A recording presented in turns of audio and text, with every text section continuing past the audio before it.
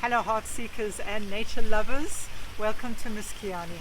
My name is Karen Weinman and I am a Pampa Masayak. I am an Andean shaman who's been trained by the Qechua Indians who live high in the mountains of Peru, along with Pachamama and the nature spirits who have been mentoring me ever since I was struck by lightning. First of all, I hope you can hear me. The waterfall behind me is quite loud. But it feels appropriate for today because water is a feminine nature spirit, and we're going to be talking about Miskayani. So if any of these topics are something that appeal to you and you want to know more, thank you for watching the rest of this video, but subscribe to my channel so that you'll be told of get notifications of when the next video comes out. Yes, as we explore all this beautiful path. So today we're going to talk about Miskayani. The first time I heard Miskayani, something in me just recognized it. There was just a knowing from my heart. I just recognized it and immediately knew that I wanted to work close with this beautiful word and this name and this vibration. If that doesn't sound too ungrounded, but it just called me.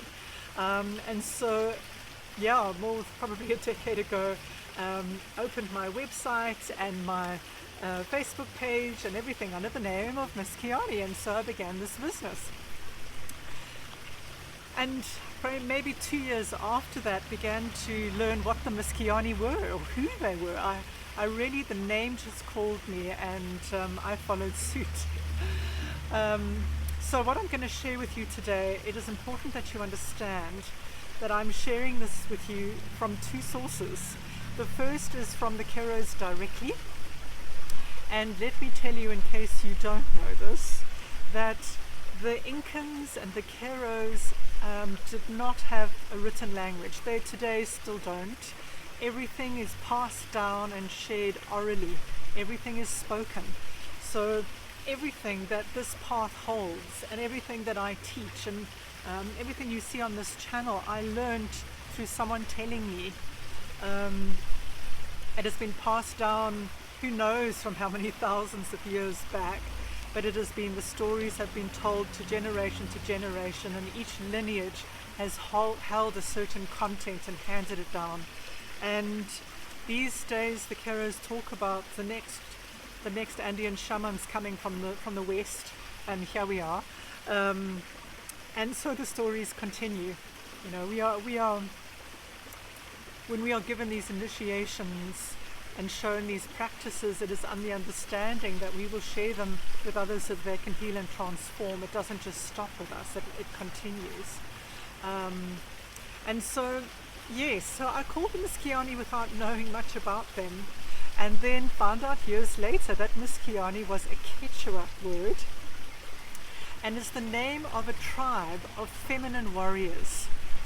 It's a tribe of highly intelligent, apparently highly beautiful. The male Qechuas always talk about the beautiful misters and the beautiful Miskayani women, and were deeply, deeply revered for their feminine power. And it felt like a very appropriate community that I wanted to work with.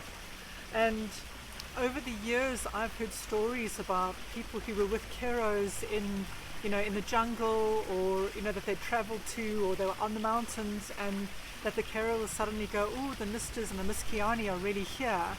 And there are always places where nature is incredibly rich. It's where there's a lot of building of nature and nectar and abundance is happening. So the Miskayani physically may not be around anymore because they are thousands of years old, but energetically they are still around. And there are certain workshops and practices that I do that I feel them arrive, and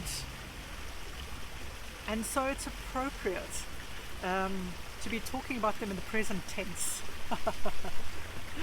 So it is important to note that regardless of your sex, we all have masculine and feminine inside.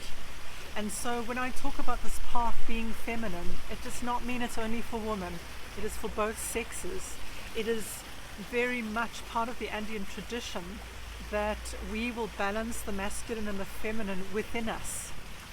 And I mean, right now on the planet we have a lot of dysfunctional masculine energy, which most of us, regardless of our sex, have taken on because we've known no better. And also because we're so disconnected from nature that we have forgotten what the real feminine is about.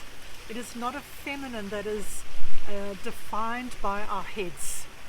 So I can tell you a little bit about what the feminine is about, but it's something that has to be experienced for you to know and embody and really understand what that is.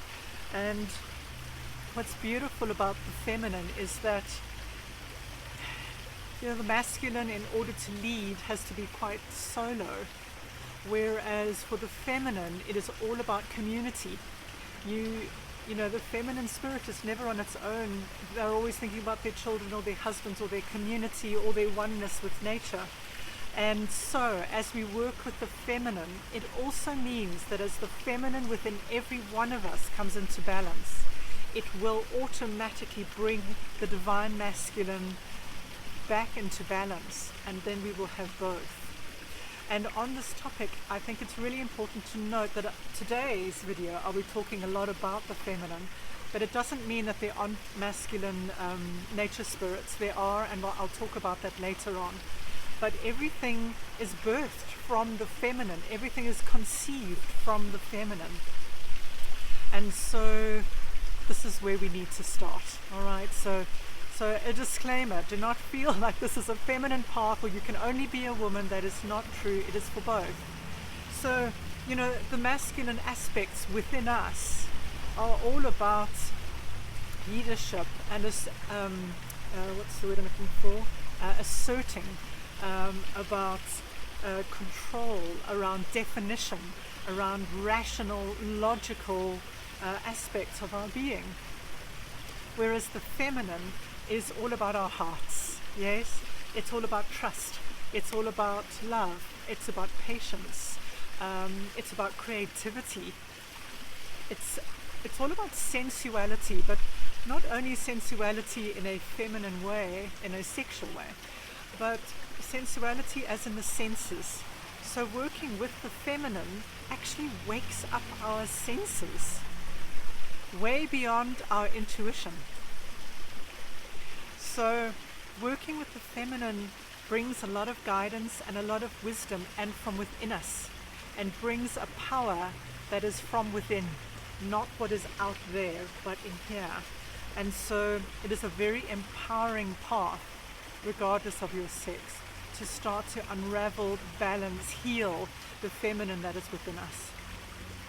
And of course, as the planet goes through this time of change, I don't think that everybody is oblivious to the fact that the feminine is needing to wake up. It's not just that it's happening in Western civilization that women are needing to find their voices, but that in each of us we're needing to find the feminine in order to start regenerating, in order to start birthing, in order to start feeling connected and finding belonging and holding the world in a space of love in this time of change, so that we go into a place in the future where there is a balance. So